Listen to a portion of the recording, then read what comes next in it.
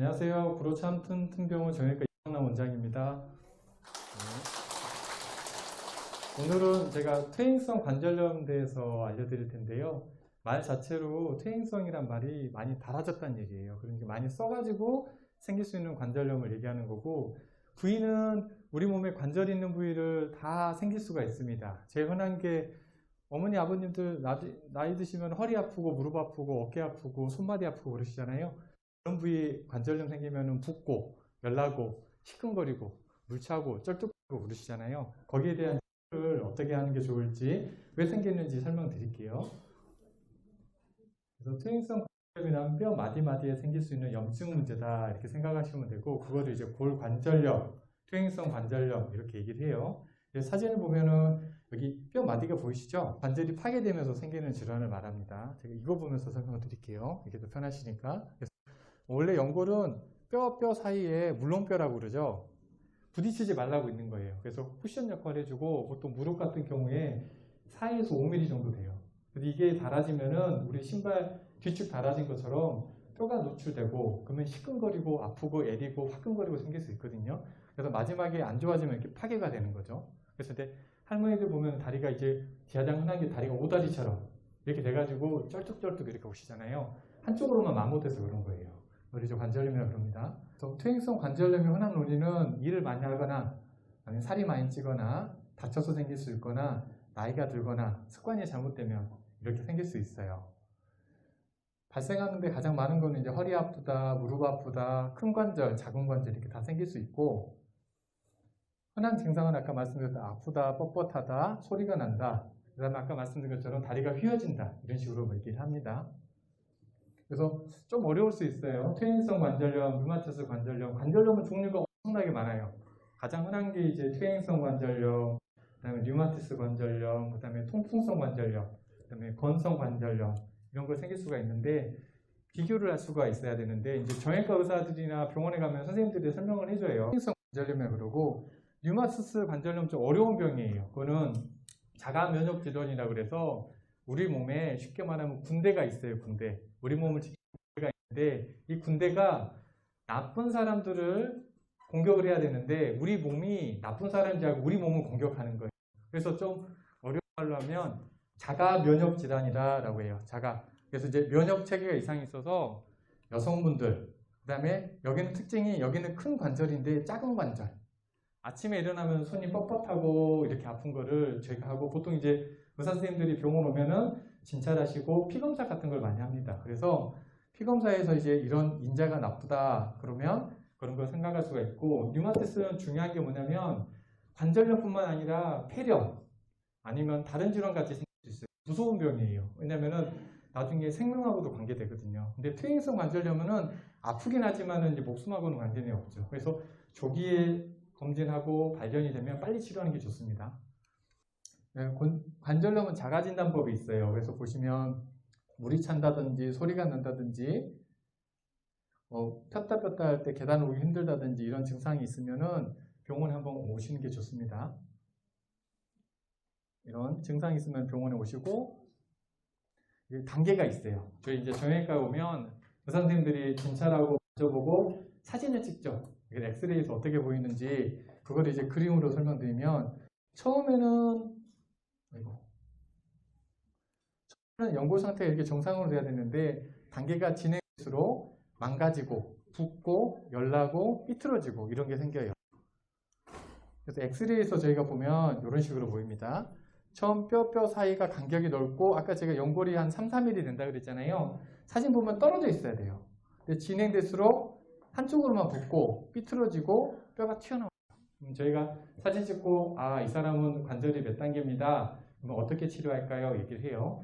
보통 이제 초기 단계인 경우에, 심하지 않은 경우에는 약도 드시게 하고 물리치료도 하고 필요 시에는 주사요법 같은 걸 해요. 근데 만약 시간이 지날수록 심해지면, 이 정도 되시는 분들은 한쪽으로만 삐뚤어졌기 때문에 다리 삐뚤어지는 교정술을 한다든지, 아니면은 정밀검사에서 연골이 손상되면 연골 내시경 수술을 한다든지. 만약 이 정도는 말기거든요. 이 정도 되면 다른 치료로는 별로 효과가 없어요. 그러면 저희가 이제 인공관절, 다리를 절삭을 하고 한쪽을 바꾸는 치료, 이런 걸 합니다. 그래서 병원에 오시면 전문의 선생님들이 보시고 상태에 따라서 어떤 치료 방법이 제일 좋을지 상의해 주시면 그대로 따라 주시면 돼요.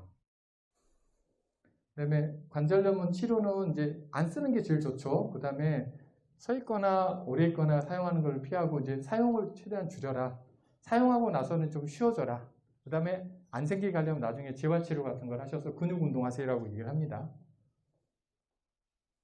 그다음에 처음에 아까 말씀드린 초기에는 뭐 약물도 드시고 물리치료도 하고 운동도 하시는데 좀 진행되거나 그런 분들은 연골 뼈주사, 그다음에 뭐 다른 인대 강화 치료 안 되면은 이제 내시경 수술. 최악의 경우에는 이런 관절이 망가진 경우에 인공관절에서 관절 변형을 수술하시죠.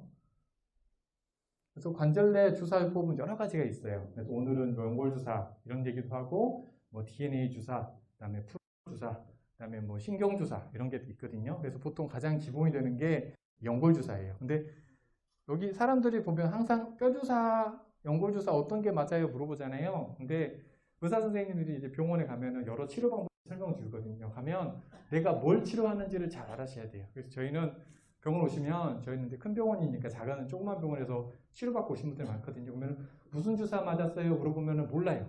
그래서 그렇죠. 무슨 말인지 아시겠죠. 그래서 꼭 나중에 조그만 병원이나 이런 데 치료받으면 내가 무슨 주사 맞는지 알아보셔야 돼요. 왜?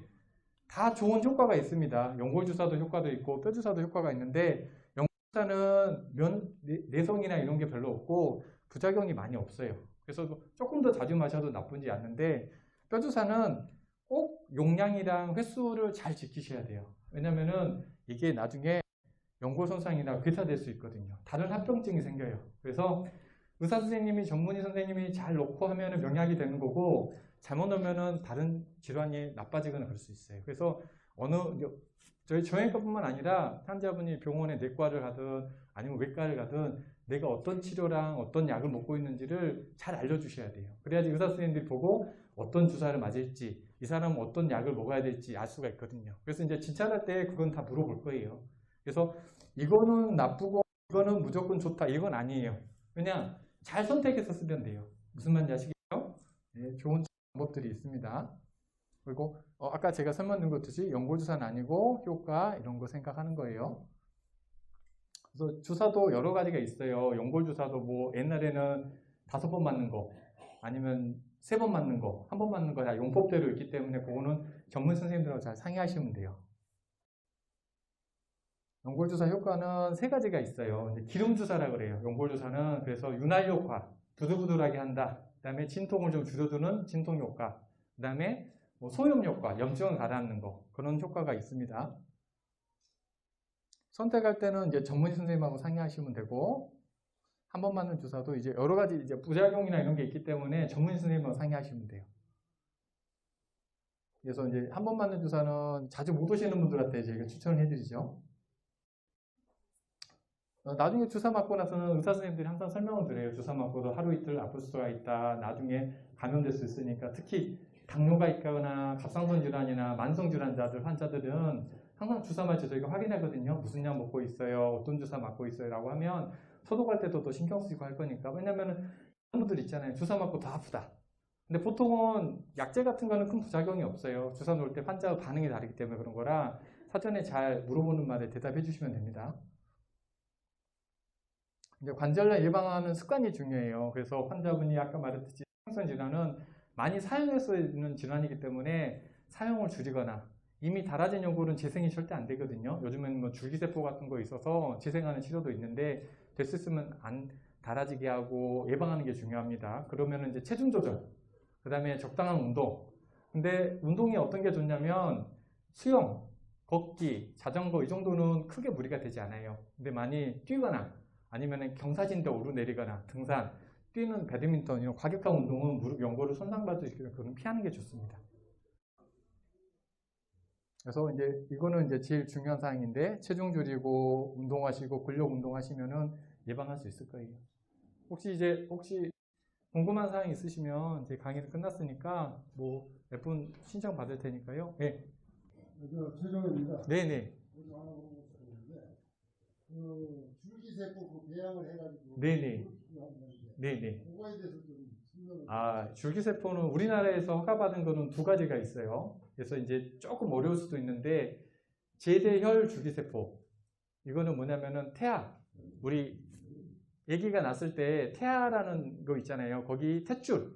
거기서 채취해서 그거를 실험실에서 배양한 다음에 중간 세포, 좀 어렵죠. 그러니까 세포를 탯줄에서 빼가지고 애기들 거, 자기 건 아니죠. 그걸 빼가지고 배양한 다음에 그거를 이식하는 방법이 있습니다. 그게 옛날부터 썼던 거, 그게 이제 요즘에 시제품으로는 카티스트림이라는 게 있어요. 그게 이제 줄기세포 첫 번째고, 최근에 두 번째 줄기세포가 있는데, 자가골수 줄기세포가 있어요. 그거는 보통 저희가 뼈를 이식할 때, 골수 이식할 때 이쪽에서 골수를 채취해가지고 그거를 수술방에서 원심분리기해서 분리를 합니다. 그런 다음에 적당한 세포들을 거른 다음에 그 중에 연골에 관련된 줄기세포를 저희가 채취를 해요. 그 다음에 무릎 안에 주입을 하죠. 그래서 그걸 하면은 둘 다 줄기세포인데 이제 내 거를 쓰느냐 아니면은 다른 사람 제대로 줄기세포는 이 차이가 있어요. 근데 조금 어르신들이 어려울 수 있는데 세포들은 여러 가지가 있거든요. 내가 얘를 태어났을 때 뼈가 되는 세포가 있고 연골이 되는 세포가 있고, 그 다음에 이제 피부가 되는 세포가 있고, 그래서 분화성이라 그래요. 그래서 얘들이, 그거는 우리가 눈으로 봐서 모르고 현미경 쪽에 있는 거 봐야 돼요. 그래서 얘들이, 예를 들어서 연골에 문제가 있으면 연골 세포만 돼야 되거든요. 이게 뼈 세포나 이런 거 되면 안 돼요. 그거를 채취하는 능력이에요. 그래서 그거를 분리하는 기술, 이걸 잘 사용하면 옛날 연골, 조금 어려운 걸로 연골이 세포 종류가 4가지가 있거든요. E형 연골이 무릎이랑 관절에 쓰는 연골이 이걸로 분화된다 그래요. 그걸 쓰면은 좋아지실 겁니다. 그러니까 지금 말씀하는 그 튼튼 병원에서도 그걸 하고 있습니까? 그렇죠. 줄기세포는 지금 대부분 병원이나 이런 거에서 다 허가받았기 때문에, 이게 옛날에는 논문에만 나왔어요. 쉽게 말하면. 근데 요즘에는 그걸 줄기세포를 많이 하기 때문에 무릎 쪽에 사용할 수 있습니다. 네. 또 다른 분 궁금하신? 예. 네, 말씀하세요. 네네. 연골 주사하고 뼈 주사예요. 네. 첫째 질문이 아까 1, 2에 3에 이렇게 맞는다고 했죠. 네네. 종류가 여러 개가 있어요. 근데 이제 우선 제일 첫째 질문이 그 치료가 되는 건지 통증을 이완만 시키는 건지. 치료. 네. 두 번째는 1회, 2회, 3회를 맞고 만약에 3번 맞는다. 그러면 그 이후로는 안 맞아도 되는 건지 또 남이 아프면 계속 맞아야 되는 건지. 네, 1번 질문부터 설명드리면 효과가 있습니다. 검증된 방법이고, 이거를 검증했다는 거는 저희가 논문에 나온 내용이 어떤 게 효과가 있냐. 그래서 연골주사는 치료도 되고 효과도 있고 예방도 되고 다 할 수 있어요. 예방도 되고 치료도 된다. 두 번째, 한 번 맞고 이제 아버님 얘기하는 게 보험 기준이에요. 보험 기준. 쉽게 말하면은 나라에서 싸게 맞으려면 기간을 지키셔야 돼. 어깨는 평생 3회, 무릎은 6개월 간격으로 맞을 수 있는데, 그 아까 말했던 연골주사가 어떤 제품은 6개월에 한 번밖에 안 되고, 어떤 제품은 6개월 안에 5번이 되고, 이렇게 제품마다 다양해요. 대신 필요하면 보험이 안 되더라도 주사를 맞을 수 있습니다. 그건 이제 전문의 선생님하고 상의하시면 돼요. 이분이 보고 꼭 싸게 맞으시고 싶으면 기다리셔야 되고, 아픈데 참을 필요는 없잖아요. 그런 경우에는 비용을 좀 들더라도 맞을 수 있습니다. 네네. 이건입니다. 네. 아니고 2, 30년 전에 좌측 무릎에 차에 부딪혔습니다. 외상, 예, 사고, 예. 근데 이제 그래서 MRI, CT, 엑스레이 다 찍었는데 사고 당시에요, 아니면 나중에? 사고 당시도 했고 나중에도 차가 식욕, 좌측이 부딪힌 쪽에 골절되셨어요, 아니면 인대가 많이 다쳤대요? 그거 다 이상이 없답니다. 사진 MRI, CT 모든 거 다 종합검진 3차 병원까지도 다 했는데 이상이 없다고 그러는데 현재는 차가 온 거예요.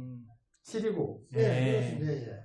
그것도 아마 이제 이렇게 생각하시면 되는데, 저희가 이제 엑스레이랑 CT나 MRI 같은 정밀 검사나 이런 걸 해도 증상이 완전히 설명 안 되는 질환들도 있어요. 왜?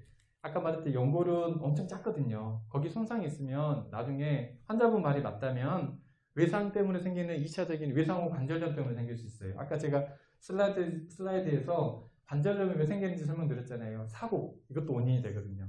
그래서 그것 때문에 생길 수 있는 건 주기적으로 관찰을 해보셔야 되고, 쉽게 말하면 후유증 생긴 거예요, 환자분은.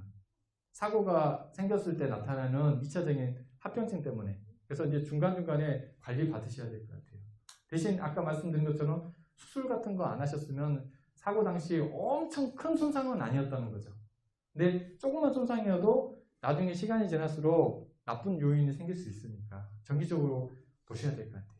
그래서 한 20년 동안 정형외과 가고 있는데 약을 먹고 있습니다. 속 안 쓰리세요? 그런 건 아직 못 느꼈어요. 제일 흔한 관절염 환자들이 먹는 진통 소염제가 좋은 약이지만 제일 흔한 부작용이 위장관 출혈, 그다음에 이제 콩팥이나 이런 데 안 좋아져서 얼굴이 붓는다든지 이런 부작용 생길 수 있거든요. 그래서 잘 선택하고 치료 받으셔야 돼요. 그래서 외적으로는 지금 무릎대를 대고 있는데 네네네. 다른 방법은 없나 해가지고. 제 상태를 정확하게 몰라서 네. 그 선생님께서 상담했다면 환자분도 제가 아직 상태를 못 봤지만 얘기하신 거 봐서는 심한 단계는 아닌 것 같아요. 그럼 아까 초기 관절염일 때는 이제 물리치료나 약물치료나 필요하면 이런 주사 같은 것도 도움이 될 것 같고, 그거는 이제 정확한 건 이제 판단을 내리는 게 제일 중요하니까 그거는 나중에 제가 자료 같은 걸 한번 보시는 게 좋을 것 같아요. 이상이 있는데 아무 이상 없다고 그러니까. 이상이 발견이 안 될 수도 있는 거죠, 그러니까. 진짜 그런 마음이 답답하고. 네, 충분히 이해합니다. 그런 분들 많이 와요. 네, 고맙습니다. 네. 또 다른 혹시 질문 있으신 분들?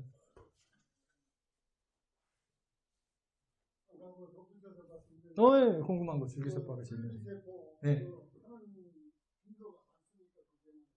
많이 하죠. 요즘에 가장 대신 비싸서 못 하시는 거예요. 비용이 많이 비싸요. 약제비가 엄청 비싸요. 저희 병원 기준으로 카티스템은 950만 원.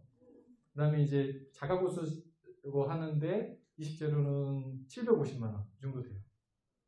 엄청 비싸죠. 네, 감사합니다.